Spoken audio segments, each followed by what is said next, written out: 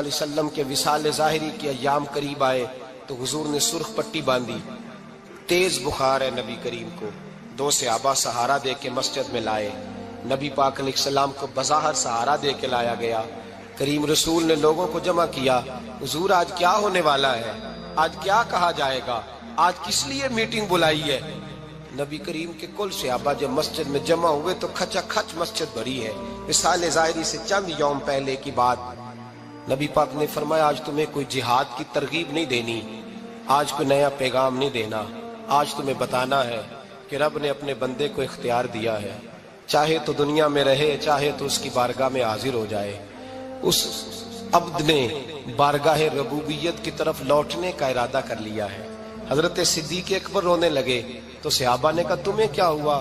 کہنے لگے سمجھ نہیں رہے، کسی کی بات نہیں کر رہے، نبی پاک تو اپنی بات فرما رہے ہیں، اس نے جانے کا ارادہ کر لیا۔ سنیے میرے بھائی، محبوب پاک نے فرمایا بھائی کسی شخص کو میری طرف سے کوئی تکلیف پہنچی ہو تو بدلہ لے سکتا ہے، بدلہ لے سکتا ہے، کسی کو تکلیف پہنچی ہو۔ صحابہ پھوٹ کے رونے لگے، محبوبہ کرم ہی کرم ہوا ہے، رحمت ہی رحمت آئی، آپ کے بارے میں گمان کرنے والا بھی دائرہ ایمان سے نکل جائے۔ حضور آپ کیا فرما رہے ہیں؟ فرمایا نہیں بھائی اٹھو۔ پیچھے سے جناب عکاشہ بن محصن اٹھے، ہاتھ کانپتے ہیں، آگے بڑھے، کہنے لگے یا رسول اللہ، ایک جنگ کے موقع پر آپ نے درہ مارا تھا، ننگی پیٹھ پر صفیں سیدھی کراتے، بات دل میں رہ گئی ہے، میں نے بدلہ لینا ہے۔ نبی کریم نے فرمایا بلال دوڑ کے جاؤ، فاطمہ کے گھر درہ پڑا ہے، درہ لاؤ۔ سیدنا بلال حبشی کہتے میں گیا، دستک دی سیدہ طیبہ طاہرہ، حضرت فاطمہ فرمانے لگی بلال کیسے آئے ہو؟ اماں جی وہ درہ چاہیے تھا۔ سیدہ کو تشویش ہوئی، کہنے لگے بلال نہ تو جنگ پہ جانا ہے، نہ جہاد ہے، نہ کوئی ایسا موقع ہے، حضور کی تو طبیعت مبارک بظاہر بڑی علیل ہے، درہ کیا کریں گے؟ حضرت بلال عرض کرنے لگے اماں جی ایک صحابی بدلہ لینے لگے ہیں، صاحب طبقات نے جملے لکھے ہیں، کہتے ہیں بی بی صاحبہ نے درہ بھی دیا اور امام حسن حسین کو بھی باہر نکالا۔ فرمانے لگی عکاشہ سے کہنا 100 درے مارے، ان 2 شہزادوں کے جسم پر نبی پاک کے قریب نہ جائے، میں نے 2 بچے پیدا ہی اپنے محبوب پر قربان کرنے کے لیے کیے، ان کو لے جائے۔ حضرت بلال کہتے ہیں میں 2 شہزادے لے کے آیا، اور جب دروازے میں میں لے کے پہنچا تو نبی پاک نے دیکھا تو آنکھوں میں آنسو آ گئے، فرمایا ان کو بٹھا دو، مجھے پتا ہے فاطمہ نے کیا کہہ کے بھیجا ہے۔ حضرت سیدنا بلال فرماتے ہیں درہ میں نے جناب عکاشہ کو دیا، حضرت عکاشہ درہ لے کے آگے جو بڑھے تو حضرت ابو بکر صدیق نے ان کے پیروں پہ ہاتھ رکھا، فرمایا عکاشہ میری طرف آ یار، مجھے مار درے، نبی پاک کے قریب نہ جا۔ مصطفیٰ کریم نے فرمایا ابو بکر تو ہٹ جا، اسے آنے دے۔ فرماتے ہیں میں چند قدم آگے گیا تو مولا علی شیر خدا نے میرے پیر پہ ہاتھ رکھا، کہنے لگے عکاشہ سوچ تو صحیح تو کیا کر رہا ہے؟ حضور نے فرمایا علی ہٹ جاؤ، میرا اور ان کا معاملہ ہے۔ جناب عکاشہ آگے بڑھ رہے، نبی کریم نے فرمایا میں اپنی امت کو درس دینا چاہتا ہوں، خبردار خبردار زندگی میں تمہارے ہاتھ سے زبان سے کسی کو تکلیف نہ پہنچنے پائے، خبردار یاد رکھنا وہ معاشرے بگڑ جاتے ہیں، وہ معاشرے تباہ کر دیے جاتے ہیں جہاں ظلم ہوتا ہے، جہاں زیادتی ہوتی ہے، جہاں لوگوں کو ستایا جاتا ہے۔ محبوب کریم کے قریب آئے حضرت عکاشہ کہ حضور میری پیٹھ ننگی تھی، آپ بھی ذرا کپڑا ہٹائیے۔ نبی کریم نے پیٹھ سے کپڑا ہٹایا، جناب عکاشہ نے درہ جو اٹھایا تو صحابہ کی چیخیں نکلی، حضرت عکاشہ نے درہ دور پھینکا، حضور کے بطن اطہر سے لپٹ گئے، چومنے لگے، کہنے لگے حضور وہ تو صفیں سیدھی کراتے لگ گیا تھا، آپ نے کہاں مارا تھا؟ یا رسول اللہ میں تو بہانہ بنا رہا تھا کہ جاتی دفعہ مجھے وجود چومنے کا موقع نصیب ہو جائے، مجھے یہ موقع نصیب ہو جائے۔ میرے حبیب نے فرمایا جس نے جنتی دیکھنا ہو میرے عکاشہ کی زیارت کر لے۔ بھائی ظلم کا دروازہ کھلا ہوا ہے اور لوگ بھول جاتے ہیں زیادتی کرتے ہوئے، وہ بہو سے ہی کیوں نہ کریں، وہ اپنے گھر کے بھول جاتے ہیں کہ شاید پوچھنے والا کوئی نہیں، شاید میزان نہیں لگے گا۔ ایران کے بادشاہ نے اپنے بیٹے کو پڑھانے کے لیے ایک استاد صاحب کا بندوبست کیا۔ استاد صاحب کو کہا کہ میرے بچے کو دین پڑھائیے، میں چاہتا ہوں کل اس نے عنان حکومت کو سنبھالنا ہے تو یہ دین سے آگاہ ہو جائے، اس کو کچھ سکھائیے پڑھائیے۔ بہت نیک بزرگ بڑے درویش عالم پڑھانے لگے، اسباق مکمل ہو گئے، دین کے اسباق قرآن مجید پڑھایا، احادیث طیبہ کا درس دیا، اصول فقہ سے روشناس کرایا۔ جب بچے نے مکمل تعلیم حاصل کر لی اور آمین ہو گئی، دستار ہو گئی، فارغ ہو گئے، تو پھر ایک دن استاد صاحب نے کہا بیٹے کل تم نے ضرور آنا ہے، کچھ بات کرنی ہے۔ شہزادہ گیا ملنے استاد صاحب سے، استاد صاحب نے کنڈی لگا لی، ہاتھ میں درہ پکڑ لیا، مار مار کے پورے وجود کو زخمی کر دیا، کوئی غلطی نہیں، کوئی بات نہیں، مارا۔ اب بچہ آیا آ کے بادشاہ سلامت سے کہا کہ ابا جی سمجھ نہیں آئی، بڑا مارا ہے استاد۔ تو سیانے تھے نا بادشاہ، یہاں تو قاری صاحب روز کٹہرے میں کھڑے ہوتے ہیں، مولوی صاحب آپ نے میرے بچے کو کیوں مارا ہے؟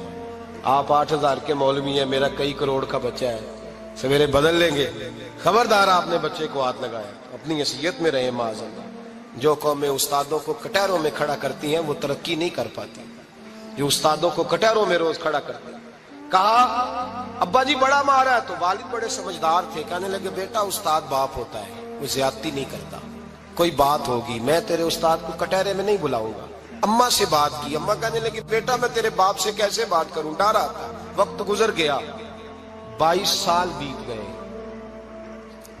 22 سال گزر گئے، بادشاہ کا انتقال ہوا، شہزادہ تخت پہ بیٹھا، پہلا حکم یہ دیا کہ میرے استاد کو بلاؤ، پہلا حکم۔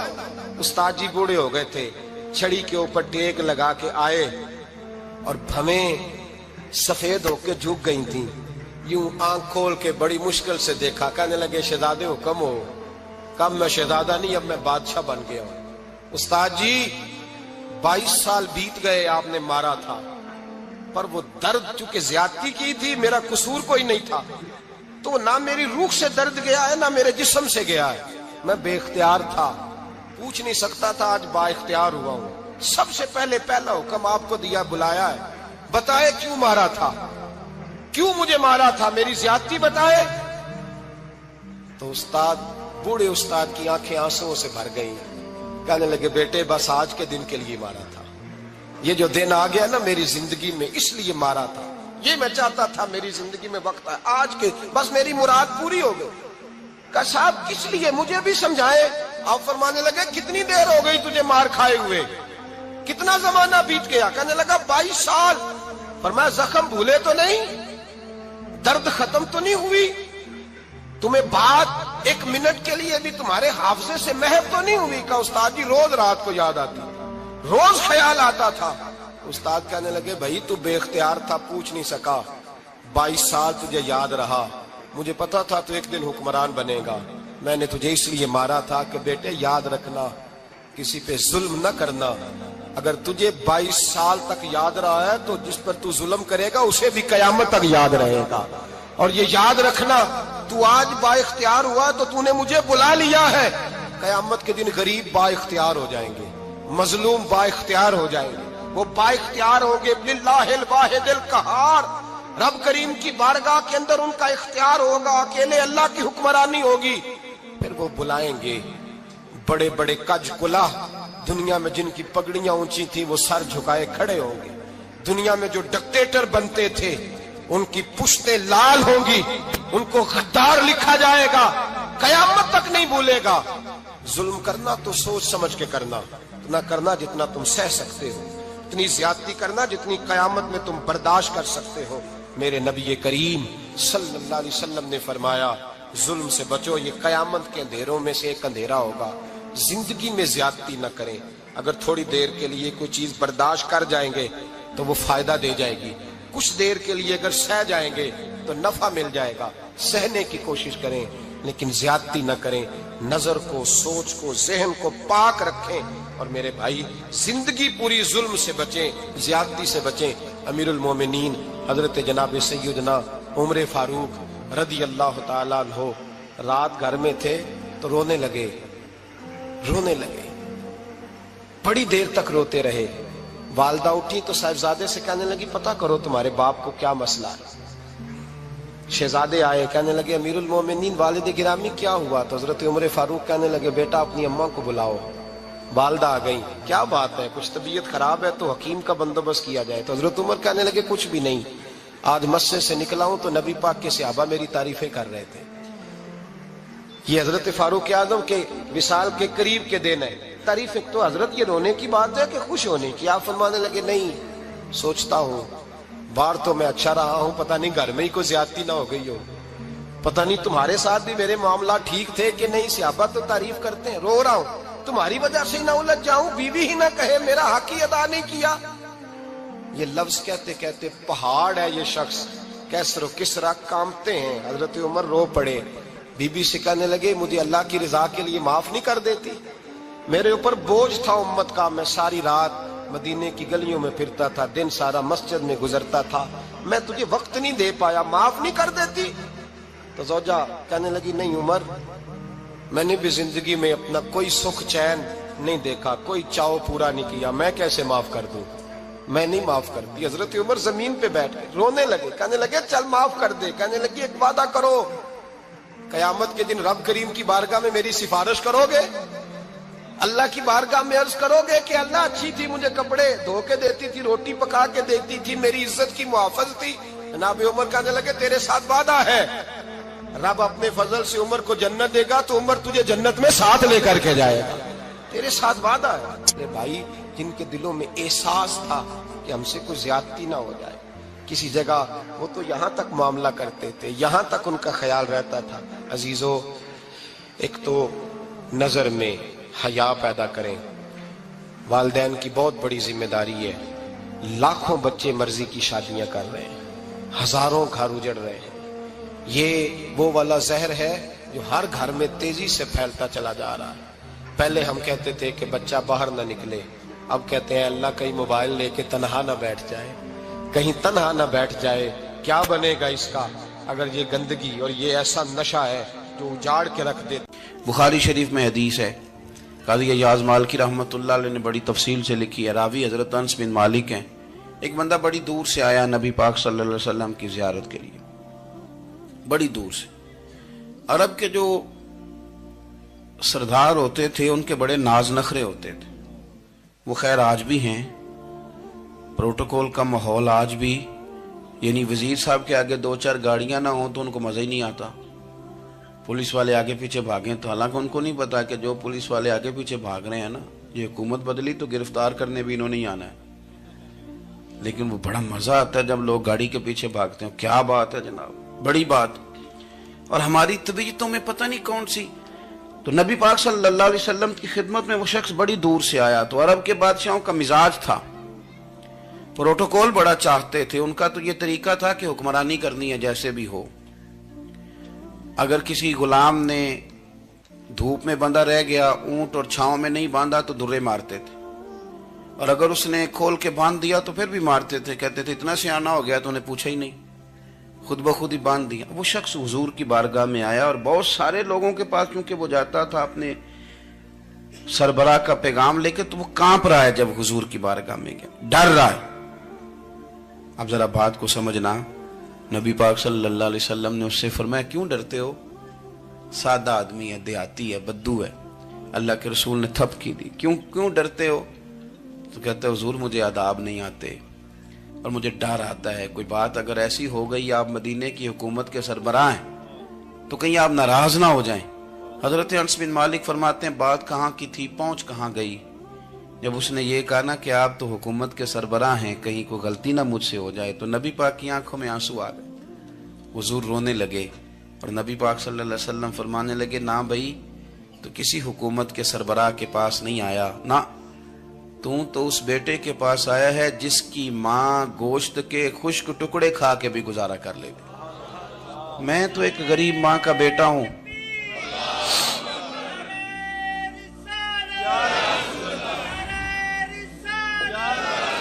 بھائی اگر آپ کا یہ ذوق بن جائے، دیکھو نا آج تو لوگ بھول جاتے ہیں نا، کپڑے بدل لیتے ہیں تو وہ سمجھتے ہیں کہ شاید سارا کچھ ہی بدل گیا، یعنی گاؤں سے آ کر پڑھنے والے بھول ہی گئے ہیں کہ کس کی ماں نے کتنا زیور بیچا تھا۔